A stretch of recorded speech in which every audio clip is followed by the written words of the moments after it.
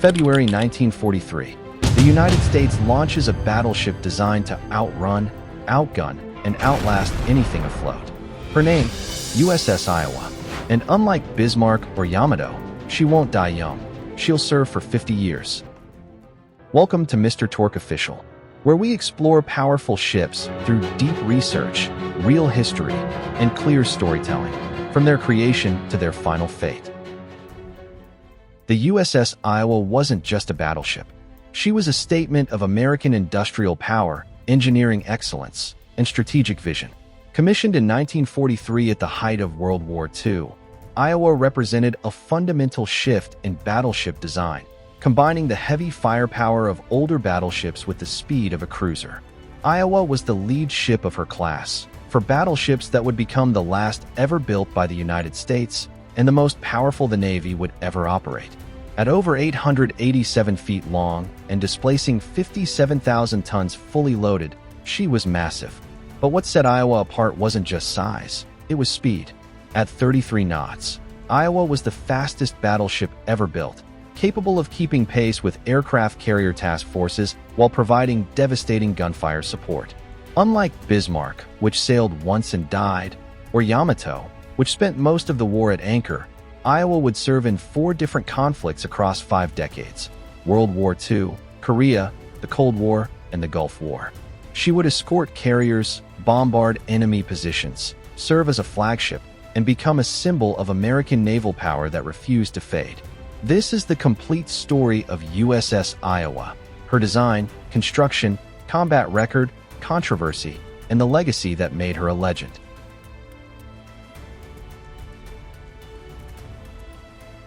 By the late 1930s, the United States Navy faced a strategic problem. War with Japan seemed increasingly likely, and any Pacific conflict would be fought across thousands of miles of ocean.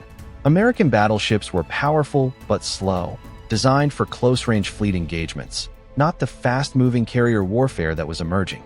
The Navy needed a new type of battleship, one that could protect aircraft carriers by keeping up with them at high speed, one that could chase down enemy cruisers and destroyers, one that could deliver heavy bombardment and still have the range to operate across the vast Pacific. Traditional battleship doctrine emphasized armor and firepower over speed, but America was about to change that equation. The Iowa class was the answer, a battleship that refused to choose between speed and power. American industrial capacity made it possible to build ships that were fast and heavily armed and well protected. While other nations built ships optimized for single combat, America built ships optimized for modern naval warfare. The timing was critical.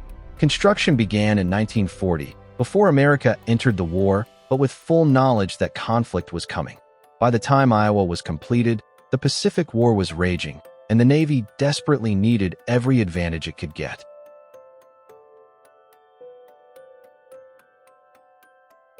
The decision to build the Iowa-class battleships came from hard-learned lessons and strategic foresight. The Washington Naval Treaty had limited battleship construction for years, but by 1937 those restrictions were expiring. America knew Japan was building massive battleships in secret, what would become Yamato and Musashi. Intelligence reports suggested these ships would be the largest and most powerful ever built. America's response wasn't to build bigger guns or thicker armor. It was to build smarter. The Iowa class would use speed and advanced fire control to defeat larger, slower opponents. If you can't match the enemy's armor, outmaneuver them. If you can't outgun them at close range, hit them from farther away with better accuracy. But the Iowa class had another crucial mission: carrier escort. By 1940, it was clear that aircraft carriers would dominate naval warfare. Fast carriers needed fast escorts, battleships that could keep up during high-speed maneuvers, provide anti-aircraft protection, and deliver overwhelming firepower if enemy surface ships broke through. The Iowa class was designed for this new reality. They would be the shield for America's carriers and the sword when surface combat was needed. This dual-purpose design would prove critical in the Pacific War and keep the Iowa class relevant for decades after traditional battleships became obsolete.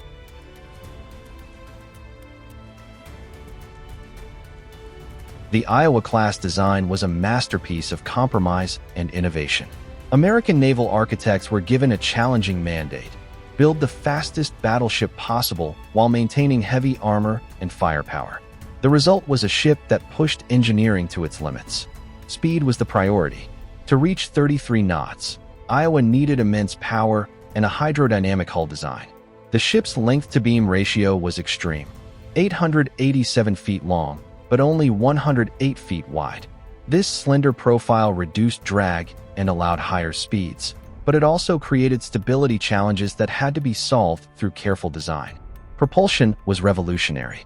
Iowa was powered by 8 oil-fired boilers driving 4 steam turbines, generating 212,000 shaft horsepower, more power than any previous American battleship. For massive bronze propellers, each weighing 17 tons, drove the ship through the water at speeds that older battleships couldn't match. Firepower remained formidable. Iowa carried 9 16-50 caliber Mark 7 guns in 3 triple turrets. These guns could fire 2,700-pound armor-piercing shells over 24 miles with devastating accuracy. Advanced fire control systems using radar and mechanical computers allowed Iowa to hit targets beyond visual range, a critical advantage in combat. The Iowa-class design proved that speed, firepower, and protection could coexist if engineers were willing to innovate rather than simply scale up older designs.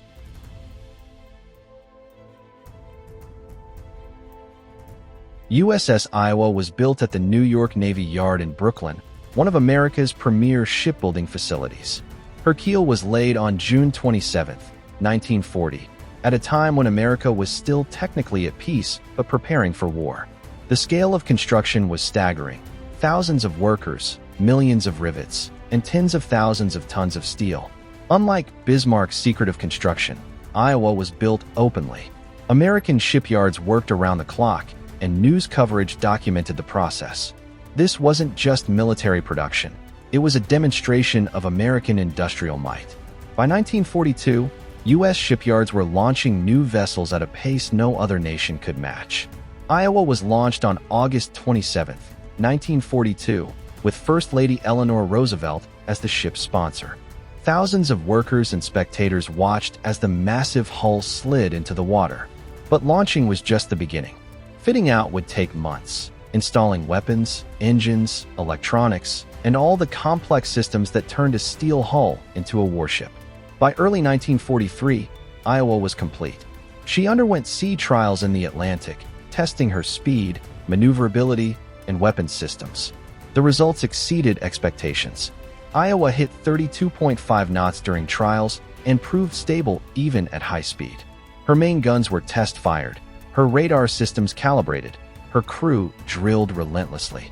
On February 22, 1943, USS Iowa was commissioned into the United States Navy. She was the most advanced battleship America had ever built, and she was ready for war.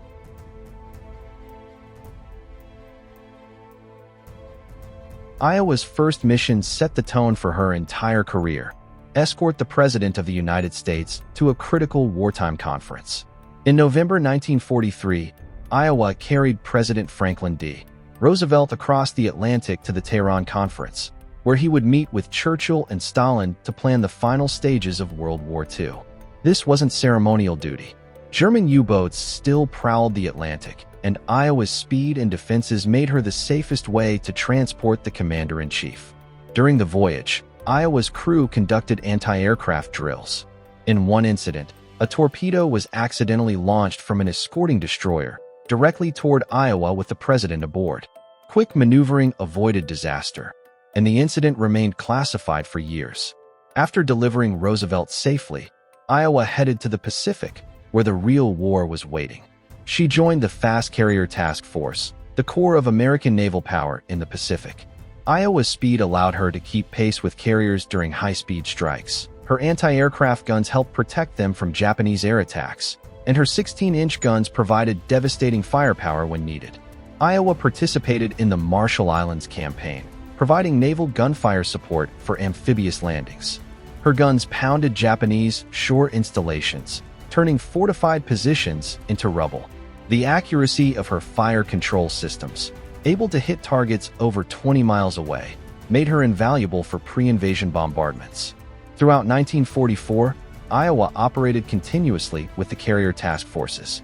She screened carriers during the Battle of the Philippine Sea, where American naval aviation destroyed Japanese carrier air power in what became known as the Great Marianas Turkey Shoot.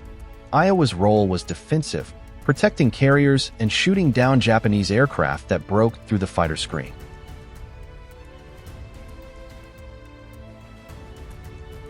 In October 1944, Iowa participated in the largest naval battle in history, the Battle of Leyte Gulf. This massive engagement would decide the fate of the Philippines and potentially the entire Pacific War. Iowa was assigned to Task Force 34 under Admiral William Halsey, positioned to intercept any Japanese surface forces that threatened the American invasion fleet. The Japanese plan was desperate and complex. Use decoy carriers to lure the main American fleet away, then send battleships to destroy the vulnerable landing forces.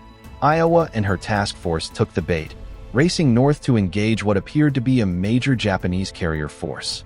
As Iowa steamed north at high speed, a different Japanese battleship force, including the massive Yamato, broke through to the south and nearly reached the American landing ships off Samar.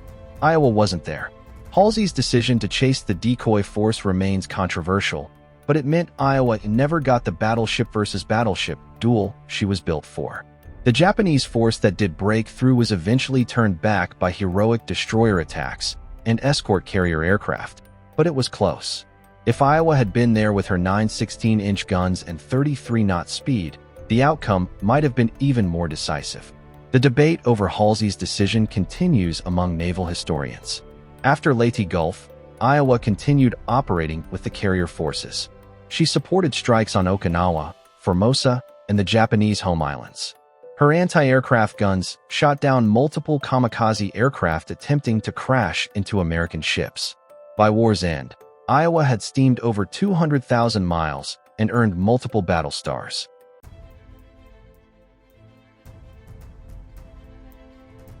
By September 1945, Iowa had survived World War II without major damage.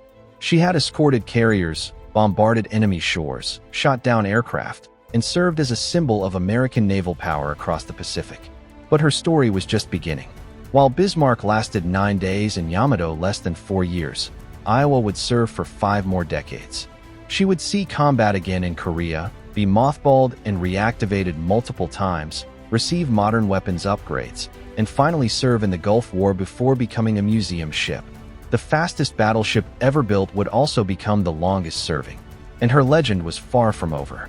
The journey continues, and Iowa's most controversial chapter and her final battle are still to come.